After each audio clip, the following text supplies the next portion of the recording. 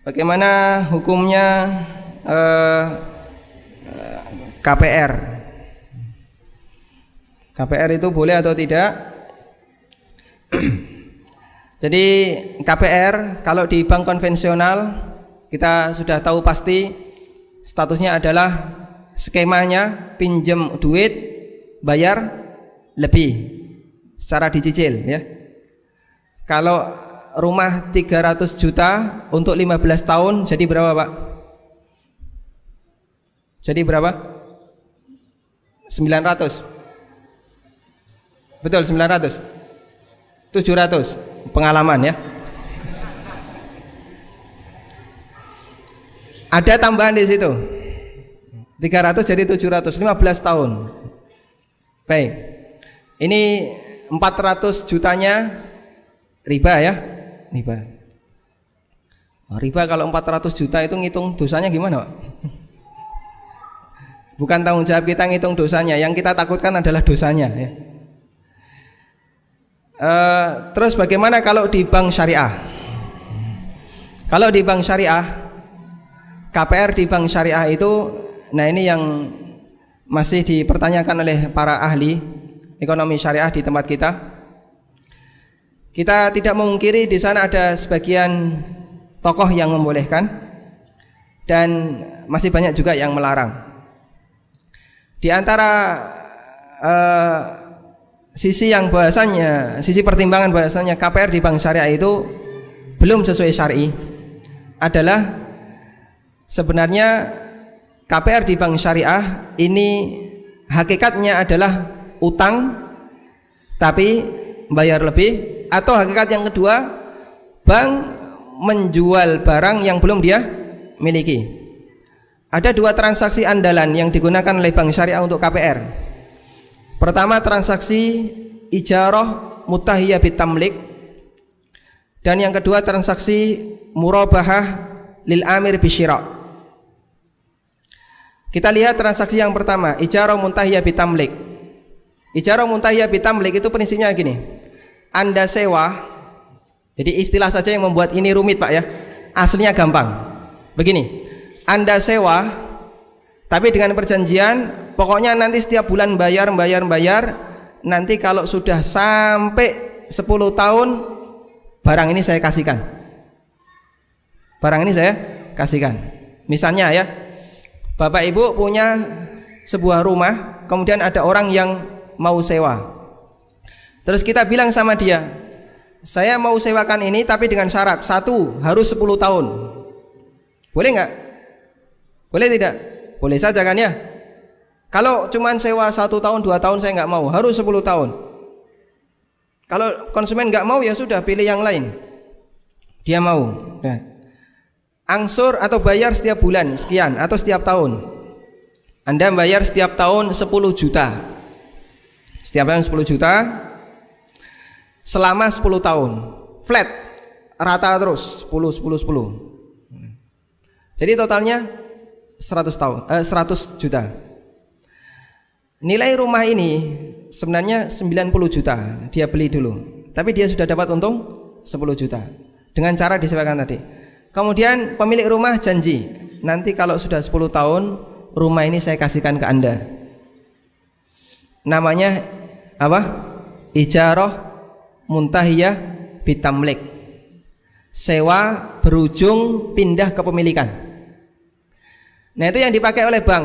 Jadi bank begini, rumah ini rumah bank, rumah ini rumah bank, disewakan ke nasabah. Cicilan itu sebagai nilai sewa. Cicilannya biasanya berapa? Misalnya sebulan 1.200.000, atau anggap saja 1 tahun 12 juta. Dia bayar setiap tahun 12 juta terus selama 15 tahun. Nanti kalau sudah 15 tahun rumah itu diserahkan. Rumah itu diserahkan. Sudah? Jadinya rumah itu jadi hak milik setelah 15 tahun. Ini namanya ijarah muntahiyah bitamlik. Boleh atau enggak transaksi kayak gini? Hah? Enggak boleh. Kenapa, Pak? Ada 2 akad. Yang pertama yang mana sewa, yang kedua jual beli. Baik, ya. kepemilikan. Begini, ijarah muntahiyah bitamlik, konsekuensinya itu berbeda. Di situ ada akad ijarah dan ada akad baik. Padahal yang namanya sewa dengan baik, dengan jual beli itu konsekuensinya beda. Sewa itu pindah kepemilikan atau tidak? Tidak. Kalau baik pindah kepemilikan atau tidak? Pindah kepemilikan. Dan Nabi sallallahu alaihi wasallam mengatakan dalam hadis, la syartani fi bai'atin, tidak boleh ada dua syarat dalam satu jual beli. Di antara penjelasannya adalah dua syarat yang dia jika digabungkan nanti konsekuensinya beda, yang itu memicu terjadinya sengketa. Sehingga ijarah muntahiyah bitamlik berdasarkan hadis la syartani fi bai'atin dilarang oleh sebagian ulama. Karena sewa sama jual beli itu konsekuensinya beda. Yang satu pindah kepemilikan, yang satu tidak pindah kepemilikan. Terus bagaimana yang boleh? Yang boleh itu ijarah muntahiyah bil wa'di bitamlik. Ketambahan kata al-wa'di. Sewa berujung janji beli. Gimana ini? Jadi 15 tahun tapi nanti janji. Pokoknya kalau sudah 15 tahun janji kita jual beli. Ini repot lagi. Terus gimana? Karena baru janji beli dan janji itu bukan akad, maka dia tidak mengikat. Dia tidak mengikat. Sehingga dia tidak mempengaruhi syarat pertama dan syarat kedua. Syarat pertama jalan sendiri, syarat kedua jalan sendiri. Dipisahnya dengan janji. Ketika dia sudah sewa 15 tahun, rumah ini punya siapa? Punya siapa? Masih pemilik pertama. Bukan penyewa. Sudah? Kemudian kemarin kan janji beli, mengikat tidak? Tidak mengikat. Artinya begini, karena tidak mengikat, berarti akad sewa ini enggak terganggu. Akad sewa tidak terganggu. Karena tidak mengikat, maka janji kemarin tidak harus ditepati. Berarti bisa saja terus pemilik rumah ini, saya nggak jadi mau jual, silahkan Anda pergi dari sini. Loh, terus kemarin yang saya bayarkan itu nilai uang sewa, bukan uang cicilan. Anda silahkan mau cari rumah yang lain kalau mau beli rumah. Ini janji yang tidak mengikat. Atau si penyewa terus, saya nggak jadi beli rumah Anda, saya tak cari yang lain, silahkan saja. Nah, ini ijarah muntahiyah bitamlik. Baik, Pak. Semakin rumit ya. Dan itu memicu yang namanya sengketa. Makanya kemudian para ulama melarang hal ini, dan ini skema yang tidak dibenarkan untuk jual beli. Apalagi ya, bank itu boleh enggak beli rumah untuk dijual? Misalnya ada bank, kemudian dia beli rumah banyak terus disewakan, dikontrakkan, boleh enggak? Boleh enggak bank melakukan seperti ini? Enggak boleh, Pak. Selama bank itu masih terikat dengan regulasi BI, dia di bawah regulasi BI, tidak dibenarkan melakukan bisnis real. Bank boleh beli rumah tapi dipakai kantor. Tapi kalau bank beli rumah mau disewakan, tutup itu bank, dilikuidasi dia, enggak boleh. Karena itu sebenarnya rumah ini rumah siapa? Rumah ini rumah siapa? Rumah kontraktor, tapi disewakan oleh bank. Loh, kamu kok menyewakan rumah orang lain tuh atas dasar apa? Ini rumah kontraktor, belum pindah tangan ke bank tapi disewakan oleh bank. Duitnya dinikmati bank. Nah, itu sisi janggalnya ketika ada sebuah bank menggunakan transaksi ijarah muntahiyah bitamlik. Atau yang kedua, transaksi murabahah lil amir bisyira. Murabahah itu sederhananya, Pak. Murabahah itu prinsipnya begini. Anda jual barang, kemudian ketemu konsumen. Saya beli ini 100, arep mbateni piro? Ya tak tuku 120. Ini namanya jual beli murabahah. Di situ ada dua unsur. Pertama apa? Harga kulaan disebutkan. Jujur dia. Saya beli ini 100, jujur. Unsur yang kedua ada untungnya. Mau ngasih untung berapa? Saya kasih untung 20.000. Boleh atau tidak?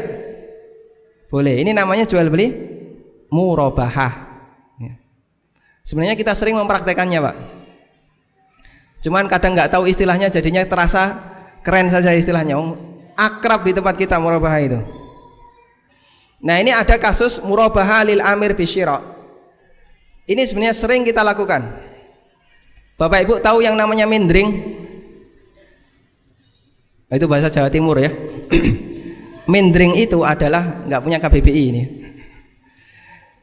Ada orang yang jual beli perabotan ya. Dia keliling ke kampung perabotan ya, Pak. Hah? Lawe-lawe.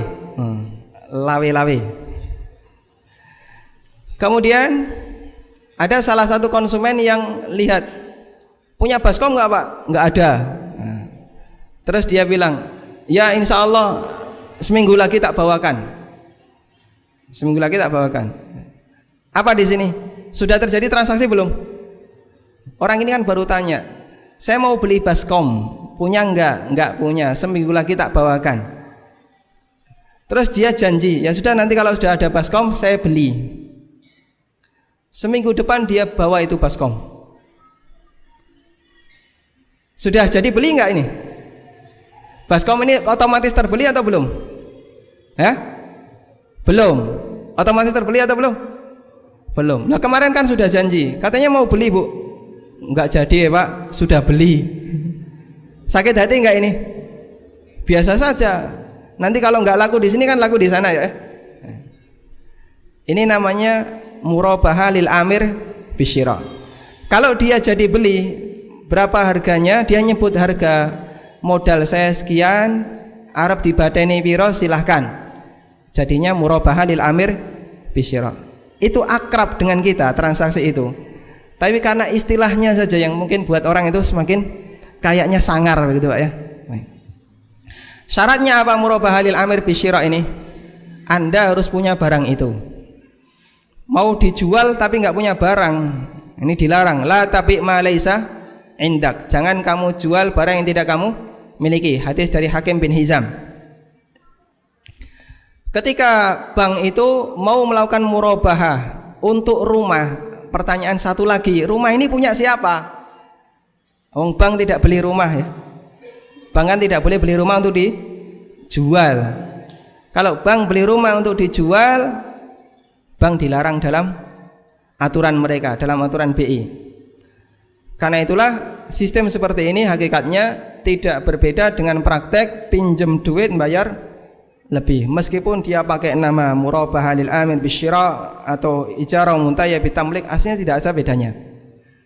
Karena dua transaksi ini tidak berlaku secara hakikat. Wallahu alam.